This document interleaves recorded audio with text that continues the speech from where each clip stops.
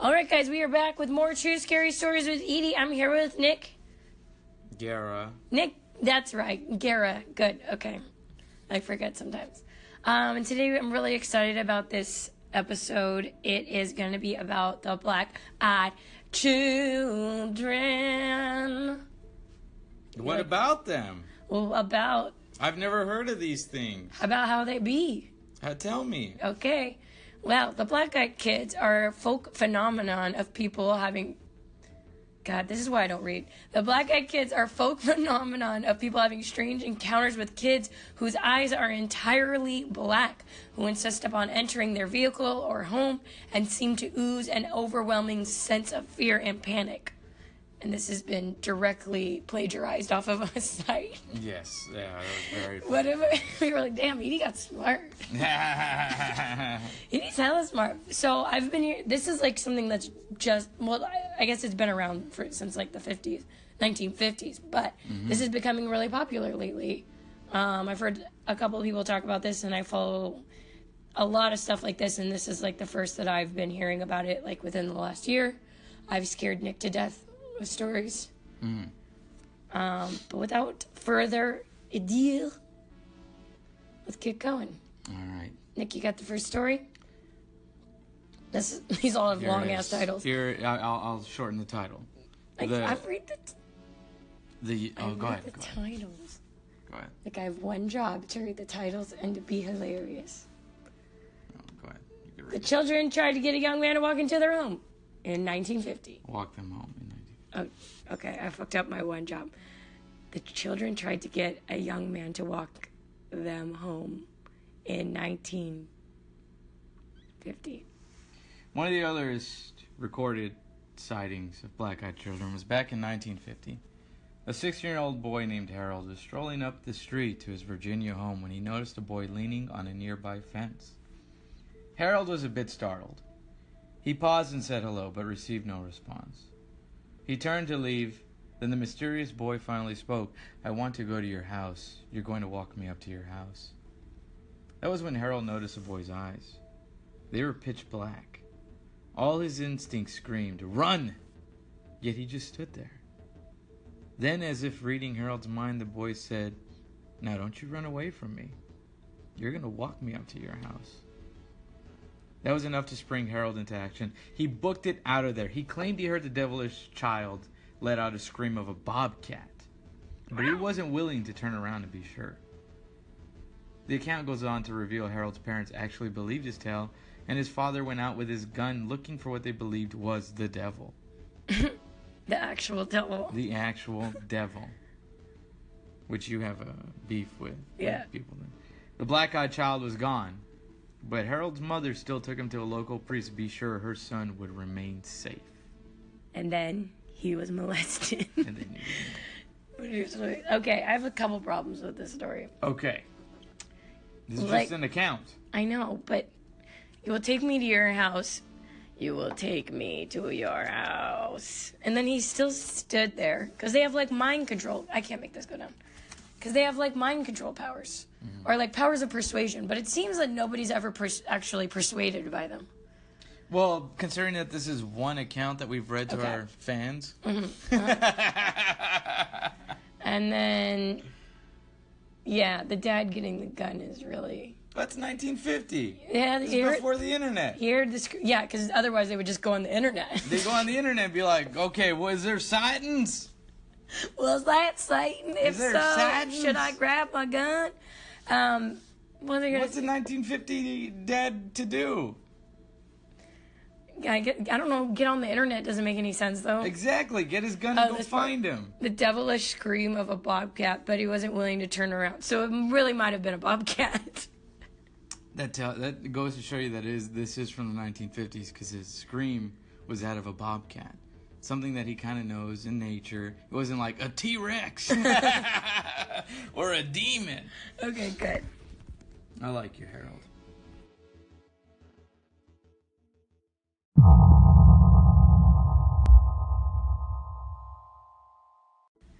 And this next story is called 1996. Journalist Brian Bethel of Abilene, Texas, is credited with being the first person to post an online account of the Black-Eyed Children phenomenon. It all began back in 1996. Bethel was sitting in his car writing out a check he intended to drop off at the nearby internet provider's office. He was startled by the sound of knocking on his window and looked up to see two kids in hoodies. He couldn't figure out why, but a jolt of fear ran through him. They were just kids, but something was wrong with them, and he couldn't figure out what. He cracked his window just enough to talk with them. The oldest of the two boys asked for a ride to the mother's house. He claimed they were going to see a movie, forgot their money, and needed a ride so that they could make it back to the movie in time. The movie theater was close enough that Bethel could read the marquee, and he asked the boys what they were going to see. Mortal Kombat, was his reply. Spooky. Brian knew that movie had already started an hour ago.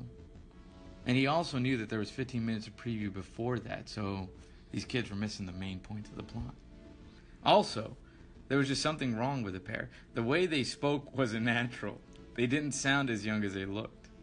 Just let us in and we'll be gone before you know it. We'll go to our mother's house. Everything the older boy said sent shivers down Bethel's spine. But then he saw it, the pitch black eyes lacking any real substance or soul. Bethel didn't even try to hide his horror. Come on, mister. We won't hurt you.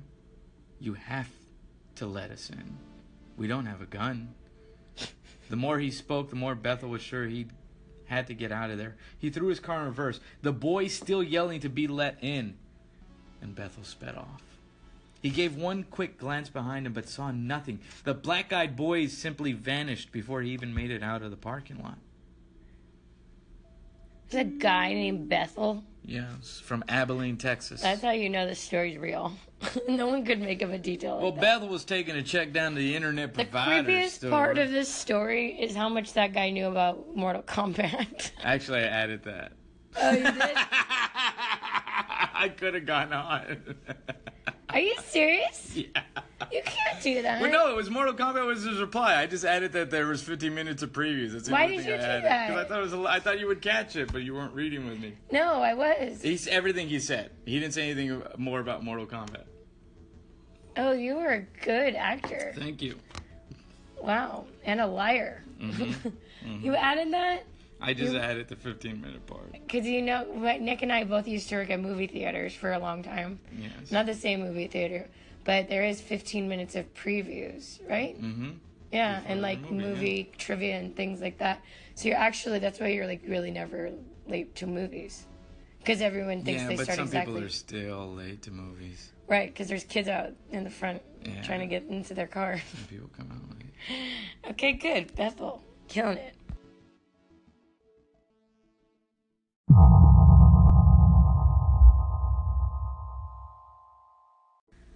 Six months. This tale was posted online by a friend of the victim. It was while on a trip to Arcata, California. Arcata, California. We passed through there. That this anonymous man stopped for a drink and ended up hitting it off with an attractive woman running the bar. I thought it was going to be one of the kids. After a bit of drinking and getting to know each other, she offered the traveler a place to stay for the night, and he drunkenly accepted. Oh my God, a place to stay. He left his car at the bar and headed back to her place. As they pulled into the front, that's when the unease crept in. He wasn't sure why, but her home creeped him out, and she was starting to creep him out as well. A girl who wants to have sex with you from a bar is creeping you out? He claimed she began to seem inhuman to him. This didn't stop him from going inside and having sex with her, of course. Oh, well, duh. Pussy is pussy. Even if it's demon pussy. I don't like that word. I'm sad I said Demon? it. I'm sorry. I didn't know I did it for the joke. And After the woman had fallen asleep, he got up to get water. During his trek to the kitchen, he realized her house was full of children. They weren't normal children, though. They were quiet and creepy and wandering the house aimlessly at 2 a.m. He had a horrible feeling about them even before he noticed their eyes. Completely black. All of them. There was no conversation, no attack. He was just faced with the black-eyed children and then sent off on his merry way. About a month after his strange experience, this healthy, athletic man was suddenly diagnosed with bladder cancer. He died 6 months later, believing it was those black-eyed children and their caretaker that killed him. That's pretty creepy. That is pretty creepy. That's Bladder cancer. I've never even heard of that. Bladder cancer? Yeah. Well, there's all kinds of cancer. Is there nose cancer? Mm-hmm. Is there eyelash cancer? Probably not, but, definitely face, Is eyes, cancer skin. like an actual It's a growth. organism, or is it just mean something's deteriorating? No, it's cells, it's abnormal cell growth in your body. We all have a form of cancer. Most of it's dormant. Okay, so it isn't just like a word meaning, because you can say a person is cancer, so it's like, I thought maybe it was just a word meaning something is like killing you. It could be a million things. No, it's your body. It's Yeah, an abnormal duh. growth. But it's It's your cells, mutated cells. Okay, good. Good. That got far off track and depressing. Yeah. I'm sad this guy died. Yeah. But I also, this tale was posted online by a friend of the victim. It's like, well, that's not a very good friend. Why are you talking about this guy who went out for a one-night stand and got killed? It was anonymous. He was a good, bad friend, and that's the worst part of the story.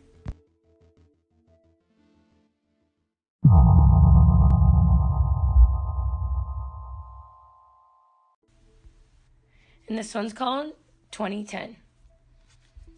An engineer working the night shift for a data center in Ohio, had a creepy exchange and posted his tale anonymously as noetic.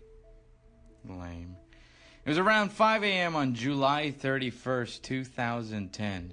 Noetic was taking a smoke break outside when he noticed two teenage boys. That's definitely that guy's name, by the way. Noe Tick. That's definitely his name. It's That's like, not a fake oh, name. did he think he was going to be poetic, but he's noetic? All right. I thought it was a word that meant something that you knew. But No. okay, go ahead. He was taking a smoke break outside when he noticed two teenage boys standing motionlessly and staring at him from across the street. Immediately feeling unnerved, he snubbed out his smoke and went back inside. No more than 10 minutes later, the intercom buzzed. Noetic checked the monitors, and there they were. The two boys had made their way over to his building and were now staring into the surveillance camera like they could see him through it. Oof. Through the speaker, he asked what they wanted. They said nothing, but motioned for him to come outside. He hit the speaker button again and told them to go away. They didn't leave, but continued to stare into the camera as if they were watching Noetic as he worked. Noetic was fed up after about 10 minutes of this creep fest, so he went to the door to chase them off.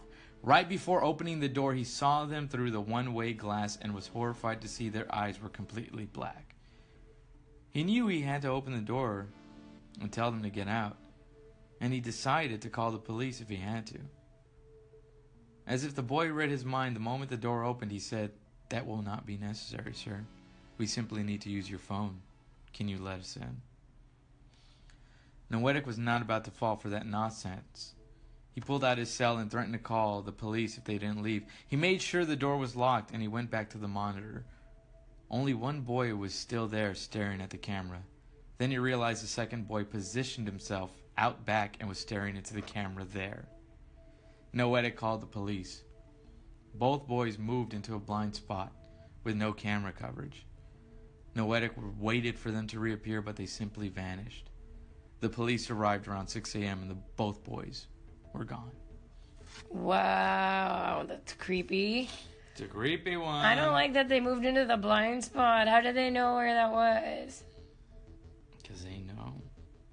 Noetic! Wow. That one was, I think, the creepiest one.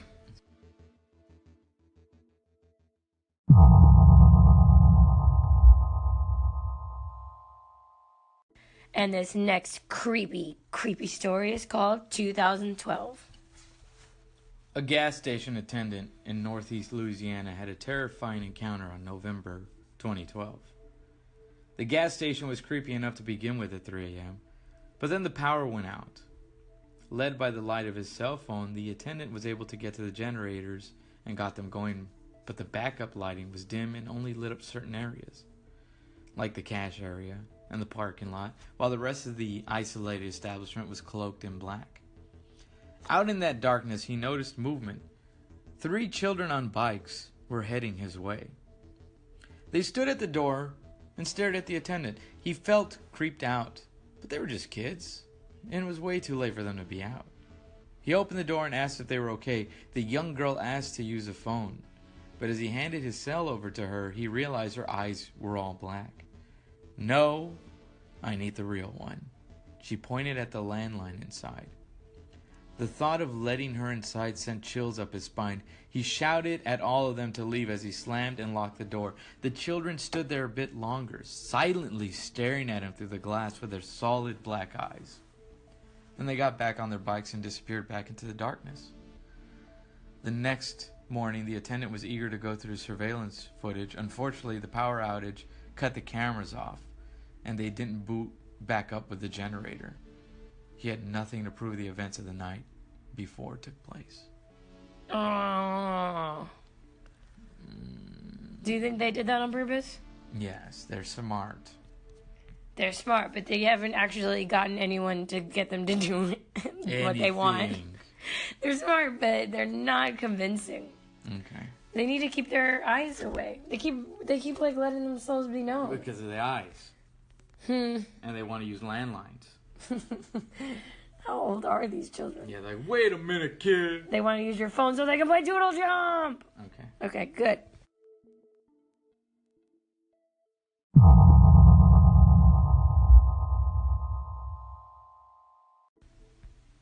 And this one is called 10 Minutes. John Northwood was heading to his car on the 3rd floor of a parking garage when one of the guys from the conference he just attended, Doug, asked him to drive him around the block a few times. He said there were some freaky-looking kids hanging around his car and was hoping to kill some time while waiting for them to wander off. John let Doug in and they started cruising. When they neared his car, John saw the group Doug was talking about and agreed that they were creepy. 3 kids, 2 boys and a girl, all goth out. The girl looked at about 15, and the boys around 14 and 10. They were intense, but John described it as if he began itching behind his eyes and really needed to look at them. He started driving. The kids maneuvered around his car, and the youngest one said, "It's scary out there all alone, and we just want to ride home." Apparently, Doug had interacted with the younger one earlier and had agreed to drive him home, but the 2 older ones creeped him out and he changed his mind. John felt as if his heart was going to erupt from his throat as adrenaline raced through him. Doug said he was getting out of the car. As soon as he reached for the handle, it was like the children got older somehow, and he saw their eyes were solid black, no pupil, no iris, nothing, just black. Ooh. John threw the car into reverse and squealed the car backwards about 60 feet. The kids began to pursue them. John took the car around the lot's corners going around 30 miles per hour. He felt that they would die if they let those kids get in the car. He sped down 3 floors only to find the oldest boy was already at the bottom of the garage when they came out. No. They sped past him out of the garage, and when John glanced at his rear view, the boy was gone. And so was that menacing feeling that had been building inside him since making contact with those kids. They waited 10 minutes before going back, and Doug was able to get in his car and head home. The black-eyed children were nowhere in sight. Upon leaving the garage for the second time that night, the menacing feeling returned. John was behind Doug's car watching helplessly as it misjudged the time it would take to get through the intersection on a yellow light. Doug was struck by a truck and died instantly. John saw the 3 black-eyed children still lurking about 2 blocks away. No, that one's really scary. I don't like how it said they got older. Yeah, it was scary. I don't like that.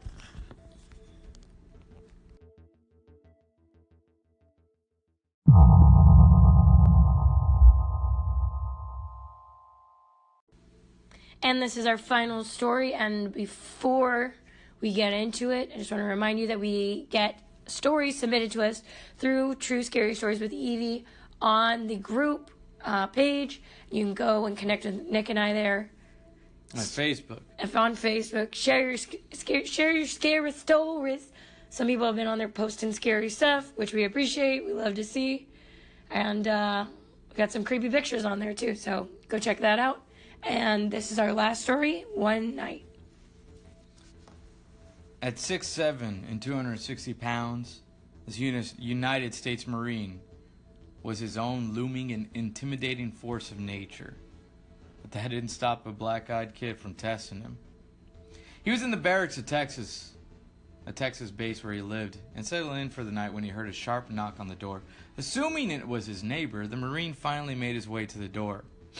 Standing outside was a boy around 17 years old. The Marine asked him what was up, and almost hungrily, the boy asked to be led inside to use the phone. Nothing but sleep and peace on his mind, the Marine said no, and directed him to the service building across the parking lot and closed the door. He knocked again, irritated. The Marine went to the window, intending to yell at him. But just looking at the thin, gaunt kid gave him the creeps.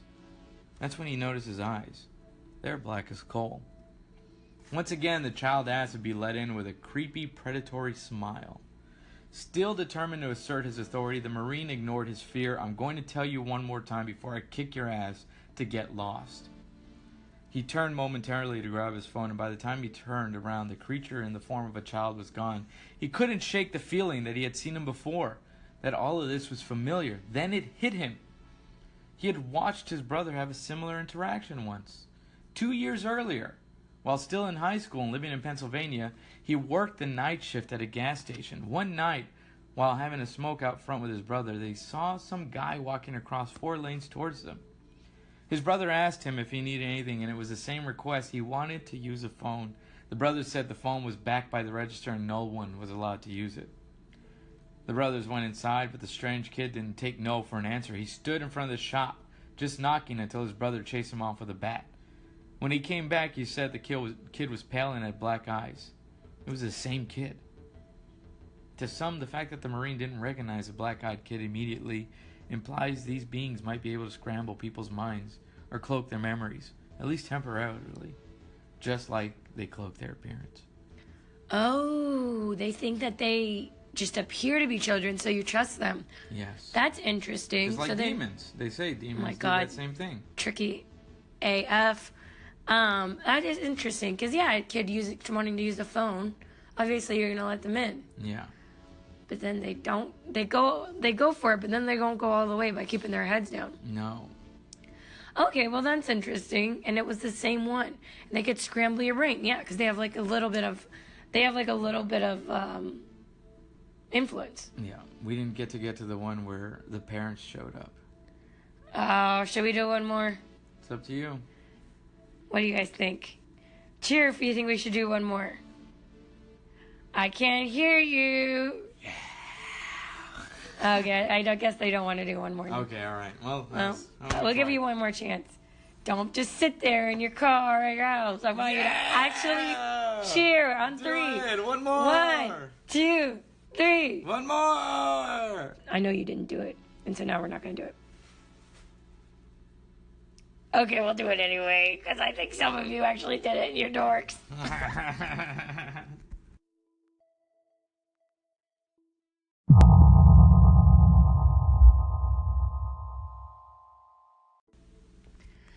Okay, and our last bonus segment for all of you uglies who are yelling in your cars. This one is called 2016. In January 2016, a Vermont woman reported that she had actually let black-eyed children into her home. They finally got one. A blizzard was ravaging the world outside her door, so she was very surprised to hear a loud knock on it. Figuring someone was probably crashed their car trying to navigate the weather, she made her way to the door and peeked out the window. There was no car.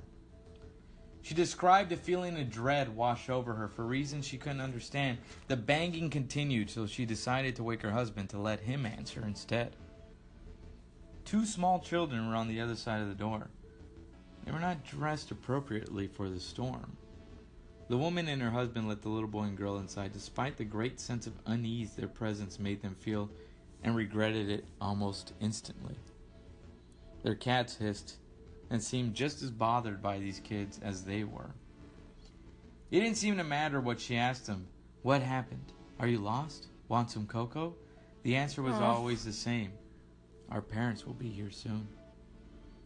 She made them cocoa anyway, and when she returned with the mugs, that's when she noticed their eyes. They were completely jet black with no whites at all, just giant black pupils.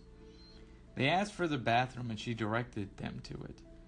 Then everything happened all at once. Her husband's nose started bleeding, the power went out, and as she rushed to get a tissue, she was confronted by both children staring at her from the hall. Our parents are here. Just like that, they walked out. She watched as the creepy children get into a black car with two very tall men in suits. They left. Within months of the encounter, her husband was diagnosed with skin cancer. She began suffering from chronic nosebleeds, as her husband initially had, and her health began slowly deteriorating. She is certain it's because of the black-eyed children. Everyone use your clicky thing to do the clapping thing for Nick. That was really good. I've heard a version of that story, but in the version I heard, the cats died. What? Yeah, cats, but she's so sweet. She wanted to bring them cocoa. Yeah. She did anyway. Other kids. You can submit your scary stories to be read on True Scary Stories with Edie. Anything that's happened to you. We'd love to hear about it, from aliens to creepy dudes to tax IRS shit. Go check out the Facebook group True Scary Stories with Edie. Follow me on Instagram at Edie Gibson Comedy. Nick at Nick Comic. If you guys want to see what we look like, we're really good looking. And Nick has a podcast called Out of the Insanity. I know I need to do that one. Have you not done it since? No. Jeez Louise. Well, check it out, because there's probably going to be a new episode very soon. Thank you for listening, Uglies.